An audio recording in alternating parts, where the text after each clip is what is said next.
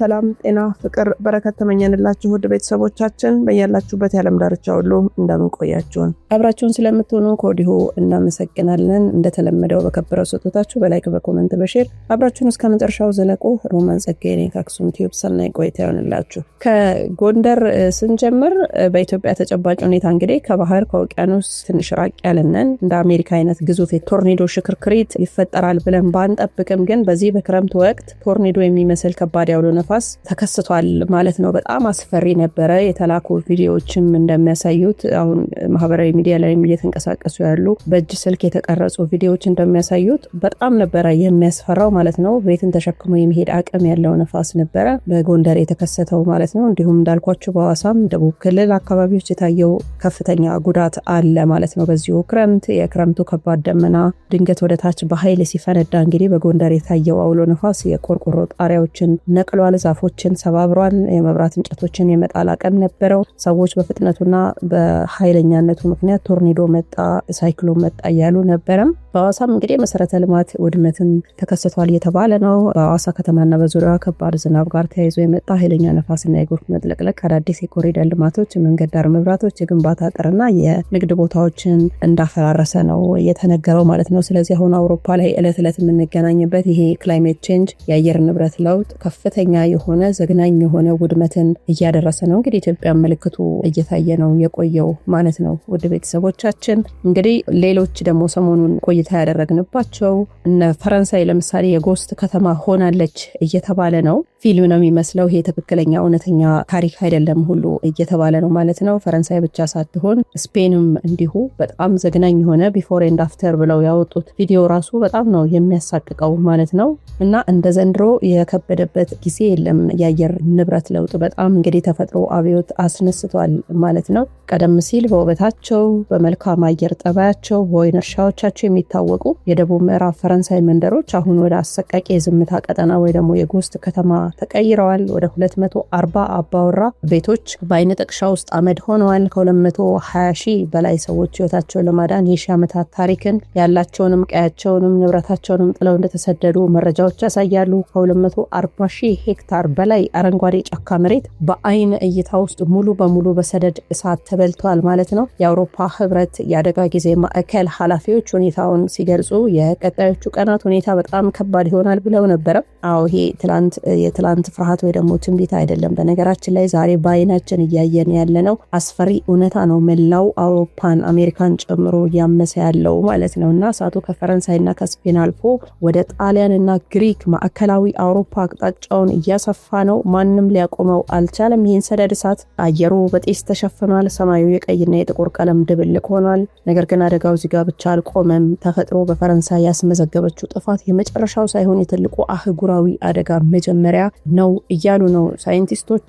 ከባድ የሙቀት ማዕበል መላው አውሮፓን እያነደደው ይገኛል። በስፔንና ቴንስ አቅራቢያ የሚገኙ የጥንት ታሪካዊ ቦታዎች አሁን በመርዛማ ጢስ ተሸፍነዋል። አየሩ ደረቅ ነው። የሚነፍሰው ነፋስ ደግሞ እንደ ነዳጅ ሆኖ እሳቱን በየሴኮንዱ እያቀጣጠለው ነው ማለት ነው። በአትላንቲክ ውቅያኖስ ማዶም በሰሜን አሜሪካ ደግሞ ታሪክ ራሱን እየደገመ ነው። ከካሊፎርኒያ እስከ ካናዳ ያሉ ግዙፍና ጥቁር ደን ያላቸው ግዛቶች በተመሳሳይ አውዳሚ እሳት እያረሩ ነው። የአየር ንብረት ለውጥ፣ የምድርን የሙቀት መጠን መጨመር፣ እሳቱ ረጅም ጊዜ እንዲቆይ በከፍተኛ ፍጥነት እንዲሰራጭና ሊጠፋ የማይችል የገሃነም እሳት እንዲሆኑ ሁኔታዎችን አመቻችቷል። የሰው ልጅ ለዘመናት በሳይንስና ቴክኖሎጂ የገነባቸው ዘመናዊ ከተሞች ውድ ቤተሰቦቻችን፣ የቅንጦት ቪላዎች፣ የንግድ ማዕከላት ቪዲዮ ላይ እንደሚታየው በጥቂት ሰዓታት ውስጥ ወደ ተቃጠለ ምድረ በዳነት እየተቀየሩ እንዳሉ ያሳያል። እሳት የምድርን ገጽታ በካርታ ላይ እያጠፋው ነው ያለው። ሌላው እንግዲህ የምስራቅ ጥፋት አለ። ሱናሚ፣ ታይፉን፣ የመሬት መንቀጥቀጥ ደግሞ ምስራቁን እያጠቃ ነው። እሳት አውሮፓንና አሜሪካን አመድ ሲያደርግ፣ በሌላው የዓለም ክፍል ደግሞ የውቅያኖሶችና የመሬት ቁጣ ጀምሯል። በጃፓንና በቻይና የባህር ዳርቻዎች የሚኖሩ አእላፋት ህዝቦች ስጋት ከእሳት የተለየ ግን ደግሞ በተመሳሳይ ገዳይ ሆኖ የተመዘገበ ነው ያለው። በፓሲፊክ ውቅያኖስ ጥልቅ ክፍል ውስጥ የሚከሰቱ ኃይለኛ የባህር ውስጥ የመሬት መንቀጥቀጦች ግዙፍና ተራራ የሚያክሉ የሱናሚ ማዕበሎች ይፈጥራሉ። መሬት ከእግራችን ስር ስትሰነጠቅ የነጋበት ከተማ በሰከንዶች ውስጥ በስንጥቅ አፈር ውስጥ እየተዋጠ ነው ያለው ማለት ነው። አንዱ አደጋ ሳይበቃ እንግዲህ ገዳይ ሳይክሎኖችና እጅግ ኃይለኛ ታይፉኖች በየዓመቱ በበለጠ ኃይል እየተመለሱ ሀገሪቷን እያጠቁ ነው ያሉት። በተለይ በተለይ ደግሞ 2026 እንደው የመከራ ዓመት ሊባል ይችላል። በተለይ አውሮፓና እስያ ምስራቁ ክፍል ደግሞ በጣም እየተጠቁ ነው ያሉት። የባህር ሙቀት ጨምሯል። ለነዚህ አውሎ ነፋሶች ሊገታ የሚችል ተጨማሪ ጉልበት ይሰጣቸዋል ማለት ነው። ኃይለኛ ነፋስና ከባድ የጎርፍ መጥለቅለቅ በጃፓን፣ በቻይና፣ በፊሊፒንስ፣ በደቡብ ምስራቅ እስያ የሚገኙ ከተሞች ሙሉ በሙሉ ከመሬት ገጽ እያጠፋቸው ይገኛል። ውቅያኖሶች ወሰኑን እያለፉ ከተሞችን እየዋጡ ነው። መሬት እየተንቀጠቀጠች ነው። የተገነባውን ሁሉ እያፈረሰች ነው። በሰሜንና ደቡብ ዋልታዎችም በአርክቲክና በአንታርክቲካ የሚገኘው የሺህ ዓመታት የበረዶ ግግር በከፍተኛ ፍጥነት እየቀለጠ ነው። ይህም ቪዲዮዎች እየወጡ ነው በነገራችን ላይ እየተቀረጹ ሲደረመስ፣ ተራራ የሚያክል በረዶ ሲደረመስ በጣም ነው የሚያስፈራው። ይሄ የበረዶ መቅለጥ ታዲያ የውቅያኖሶችን የውሃ መጠን በከፍተኛ ሁኔታ እንዲገነፍል አድርጎታል። የባህር ወለል ከፍታ መጨመር አሁን የሩቅ ዘመን ስጋት አይደለም። እንደ ኒውዮርክ፣ ሚያሚ፣ ለንደን፣ አምስተርዳም፣ ባንኮክ እና ሻንጋይ ያሉ ታላላቅ የባህር ዳርቻ ከተሞች ቀስ በቀስ በውሃ እያሰጠሟቸው ይገኛሉ። ተፈጥሮ ወሰኗን እያስከበረች ነው። አባቶቻችን ከባህር ቀምሰው የገነቧቸውን ከተሞች አሁን ባህሩ በቁጣ መልሶ እየወሰዳቸው ነው ማለት ነው እና የበረዶ መቅለጥ የባህር ሞገዶችን ያበላሻል። ይሄም አየሩን የበለጠ እንዲቃወስ፣ ማዕበሉ የበለጠ እንዲቆጣ ያደርገዋል ማለት ነው። ፕላኔቷም ራሷን ወዳልተጠበቀ የአየር ንብረት ዝቅጠት ውስጥ እየከተተች ነው ማለት ነው። ውድ ቤተሰቦቻችን እሳት፣ ጎርፍ፣ አውሎ ነፋስ፣ ሱናሚ፣ የመሬት መንቀጥቀጥ እነዚህ በተለያዩ አህጉራት ተለይተው የተከሰቱ አደጋዎች አይደሉም። ይልቁንም ምድር ራሷን ለማከም የምታደርገው የቁጣ ምላሾች ናቸው እየተባለ ነው። የሰው ልጅ ዘመናዊነትን፣ ኢንዱስትሪን፣ ያልተገደበ ምቾትን ሲያሳድድ የተፈጥሮ ሚዛንን አቃውሷታል ማለት ነው። ዛሬ በፈረንሳይ የሚታየው የጎስት ከተማ፣ በጃፓን የሚታየው የሱናሚ ጥፋት፣ በቻይና የሚታየው ታይፎን እና በፖላር ክልሎች የሚታየው የበረዶ መቅለጥ የሰው ልጅ በገዛ እጁ ያስከተለው የካርበን አሻራ ውጤት ነው። ውድ ቤተሰቦቻችን ተፈጥሮ ያለ ሰው ልጅ መኖር ትችላለች። በነገራችን ላይ የሰው ልጅ ግን ያለ ተፈጥሮ መኖር በፍጹም አይችልም። ጥያቄው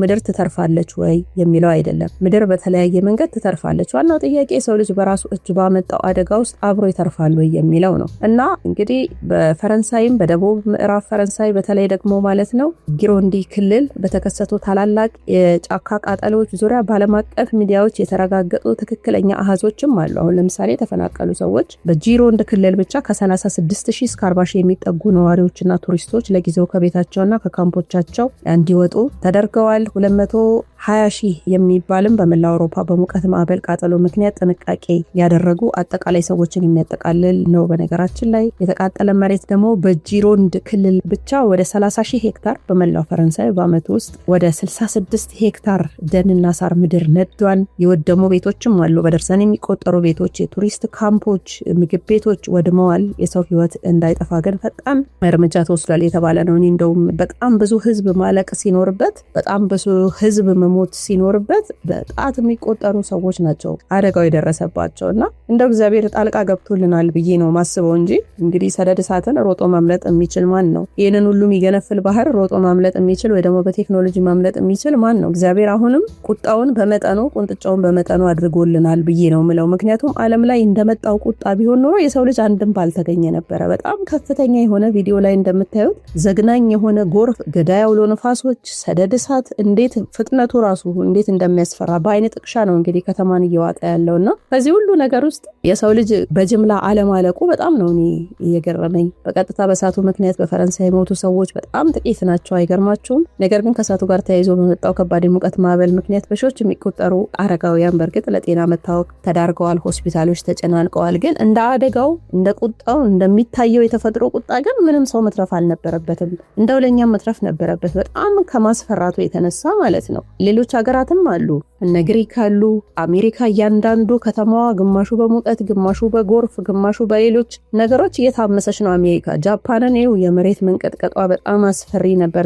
ከትላንት በስቲያ የተመዘገበው ራሱ እንዳለ ነው ከተማዋ የፈረሰች የሚመስለው። የፈረንሳይ ሰደድ እሳት የተቃጠለው ቦታ ስፋት የስፔን ታሪካዊ ቃጠሎ ተብሎ ራሱ ተመዝግቧል። እነ ግሪክ የሌሎች ሀገሮች የቅርብ ሁኔታ ራሱ አሁን 29 እና 30 በጁላይ 2026 በጣም የሚያስፈራ ቃጠሎ ነው ያጋጠማቸው። የአውሮፓ ህብረትን ማስጠንቀቂያ በየሰዓቱ እያወጣ ነው። የአውሮፓ ህብረት የአደጋ ጊዜ ማዕከል ERCC ኃላፊ ማሪያ ዙበር በሰጡት መግለጫ እሳቱ አሁን ወደ ምስራቅ ማለትም ወደ ግሪክ፣ ጣሊያንና ማዕከላዊ አውሮፓ እያቀና እንደሆነ አስጠንቅቀዋል። በተለይ ደግሞ እነዚህ 3 ሀገራት የገፈቱ ቀማሽ ይሆናሉ ተብሏል። እና ግሪክ ጀምሯቸዋል። በእርግጥ አሁንም ደህና አይደሉም፣ ግን ቢሆንም በጣም ብሶ ይቀጥላል እየተባለ ነው ያለው። እንግዲህ ውድ ቤተሰቦቻችን እዛ ሀገር ብቻ አይደለም ይሄ ነገር እየተከሰተ ያለው፣ እኛም ሀገር ምልክቶች እየታዩ ነው። አሁን በጎንደር በትላንትናው ዕለት የታየው እጅግ በጣም አስፈሪ እኛ ሀገር ሊከሰት ይችላል ብለን የማንጠብቃቸው ነፋሳት ነበሩ። እንግዲህ እግዚአብሔር አምላክ ለኛም ጣልቃ ካልገባልን እንደው በጣም አስቸጋሪ ሁኔታ ላይ ነው ያለ ነው ማለት ነው። ውድ ቤተሰቦቻችን ለኛ እንግዲህ ጥሩ ጊዜ ይመስለኛል። ይሄ ጊዜ ከሳምንት በኋላ የጾም ጸሎት የሱባኤ ጊዜ ነው። ፍልሰታ ትገባለች። ስለዚህ በዚህ ጊዜ ሁሉ ለሀገራችንም ለዓለምም የምንጸልይበት የምንበረታበት በጣም ታላቅ ቀን ከፊታችን እየመጣ ነው። ስለ ኃጢአታችን፣ ስለ በደላችን፣ ስለ መተላለፋችን እግዚአብሔር ሀገራችንንም ዓለምንም እንዲምርልን ሁላችንም ከልባችን መጸለይ አለብን ለማለት እንወዳለን። ዕለት ዕለት ነገሮች እየባሱ ነው ያሉት። አሁን እንግዲህ አስባችሁታል፣ ሰኔ መጀመሪያ ላይ ጀምረን ነው ይህንን የተፈጥሮ ቁጣ መዘገብ የጀመርነው። ግን የተፈጥሮ ቁጣ በፈረንሳይ ሰደድ እሳት ወይ ደግሞ በጃፓን የባህር ማዕበል ብቻ እያበቃ አይደለም። ከኢኳቶር በታች ባለው የምስራቅ አፍሪካ ሰማይ ላይ አዲስና አስፈሪ የአየር ንብረት መዛባትም እየታየ ነው። ቀደም ሲል መደበኛ የክረምት ዝናብ በሰላም በጣለባቸው ሀገራት ጎንደር እስከ ሐዋሳ ያሉ ከተሞች ራሱ አሁን ግን ሰማዩ መልኩን እየቀየረ ነው። ከባድ የደመና ክምችቶች በአንድ ጊዜ ተጭነው ወደታች በመፈንዳት እንደ ቶርኔዶ ያሉ ኃይለኛ አውሎ ነፋስን እየፈጠሩ ነው። ይህ ነፋስ የቆርቆሮ ጣሪያዎችን እንደ ወረቀት ሲነቅል ታይቷል። የዘመናት ዛፎችና የመብራት እንጨቶችም ከመሬት ተነቅለዋል። በሐዋሳም እንዳልኳቸው በደቡብ ክልል የተገነቡ አዳዲስ የኮሪደር ልማቶችም የመሰረተ ልማት አውታሮች በከባድ ዝናብና በድንገተኛ አውሎ ነፋስ መፈራረስን እያሳዩ ነው። በሌላ በኩል ደግሞ ከባድ የመሬት መንሸራተት ሙሉ መንደሮችን እየዋጠ ነው። የወንዞች መገንፈል፣ ሰፊ የእርሻ መሬቶች አመድ መሆናቸው፣ ተፈጥሮ በዓለም አቀፍ ደረጃ የምታደርገው ሽግግር አፍሪካን ሳታስቀር በሮቿን በኃይል እያንኳኳች ይገኛል ማለት ነውና እነዚህ የአየር ንብረት መዛባቶች በተለያዩ አህጉራት ለይተው ቢከሰቱም ያስከተሉት ጥፋት ግን እርስ በርስ የተሳሰረ የህይወት ሰንሰለት እንደሆነ ያሳየናል። በፈረንሳይና በስፔን የወደሙት የወይንና የእህል እርሻዎች፣ በቻይናና በደቡብ ምስራቅ እስያ በጎርፍ የተዋጡት የሩዝ ማህደሮች፣ እንግዲህ በአፍሪካ በአውሎ ነፋስ ደግሞ በመሬት መንሸራተት የወደሙ የእርሻ መሬቶች፣ የሁሉ አንድ ላይ ሲደመር የዓለምን የምግብ የኢኮኖሚ ስርዓት መሰረት እንደሚያንቀጠቀጥ ነው የታየው። በአውሮፓ አህጉር በመቶ ሺዎች የሚቆጠሩ ሰዎች ተፈናቅለዋል። በእስያ በአፍሪካ ደግሞ በሚሊዮኖች የሚቆጠሩ ህዝቦች የገዛ ቀያቸውን ጥለው ለስደት እየተዳረጉ ነው። ይሄ ካሁን በኋላ የአንድ የተወሰነ ሀገር ወይ ደግሞ የክልል አደጋ አይደለም። መላው የሰው ልጅ በአንድ ላይ ተጋፈጠው አህጉር አቀፍ የህልውና አደጋ ሆኗል። ስለዚህ ማዕበሉ ሲረጋጋ፣ እሳቱ ሲጠፋ፣ ጎርፉ ሲጎድል የሚቀረው ነገር ቢኖር አስፈሪ የጸጥታ ጊዜ ነው የሚሆነው ማለት ነውና የሰው ልጅ በቴክኖሎጂ በዘመናዊ ህንፃዎች በሰው ሰራሽ ጥበቡ ቢመካም በተፈጥሮ ቁጣ ፊት ግን ምን ያህል ደካማና ተጋላጭ እንደሆነ የታየበት ታሪካዊ ምዕራፍ ነው። ተፈጥሮ አዲስ ህግ እያወጣች ነው። ምናልባትም ያለ ሰው ልጅ መኖር የሚቀጥል አዲስ ህግም ሊሆን ይችላል እየተባለ ነው የተፈራው። የጠፋው የፈረንሳይ ደን፣ የወደመው የጃፓን የባህር ዳርቻና አውሎ ነፋስ ያፈረሰው የአፍሪካ ከተማን ስናይ አንድ ዋና ጥያቄ ብቻ ይቀረናል። ተፈጥሮ የመጨረሻውን ማስጠንቀቂያ እየሰጠችን ነው ወይስ የሰው ልጅ የታሪክ ምዕራፍ ማብቂያ ደወል እየተደወለ ነው የሚል ጥያቄ ነው ወደ አእምሯችን የሚመጣው። እንደውም በርካቶች እንደዚህ በጎርፉ መሀል ያሉ የሚቀርጹ ሰዎች የሚናገሩት እግዚአብሔር በቃ መምጫው ደርሷል ወይ ብትመጣ ይሻለናል እያሉ ነው በለቅሶ መሀል ሲናገሩ የተሰማው ማለት ነውና በጣም አሳዛኝ ክስተት ነው ይሄ። በየሀገሩ በመላው ዓለም በሚባል ደረጃ በጣም አስጨናቂ የሆነ ጊዜ ላይ ነው የደረስነው። ለነገሩ እንደ ኃጢአታችን እንደ በደላችን እንደ መተላለፋችን ይህን ሲያንሰን ነው ውድ ቤተሰቦቻችን። ብዙ ሰዎች በየዘመናቱ ትላልቅ የተፈጥሮ አደጋዎች፣ የሙቀት መጨመር፣ ሰደድ እሳት፣ ጎርፍ፣ አውሎ ነፋስ ሲከሰቱ ይህን ጥያቄ እናነሳለን። መቼስ በጣም ከፍተኛ የሆነ ቁጣ፣ የሰማይና የምድር ቁጣ፣ የተፈጥሮ ቁጣን ስናይ በተለያዩ እምነቶች፣ በሃይማኖት፣ በባህል እይታ እንዲሁም በሳይንሳዊ እይታ መካከል ያለውን አመለካከት ብዙዎች ያነሳሉና በብዙ ሃይማኖቶችና መንፈሳዊ አስተምሮቶች ውስጥም የተፈጥሮ መዛባት አደጋዎች የሰው ልጅ ከተፈጥሮ እና ከፈጣሪ ህግጋት መውጣቱን የበደልና የመተላለፍ ውጤት እንደሆነ ተደርጎም ይተረጎማል። እና ይህ አመለካከት ሰዎች ራሳቸውን እንዲፈትሹ፣ ንስሐ እንዲገቡ፣ አቅመ ደካሞችን እንዲረዱ፣ ደሃን እንዳይበድሉ፣ ወደ በጎ መንገድ እንዲመለሱ የሚያስገነዝብ መንፈሳዊ መልእክት አድርገው ይወስዱታል።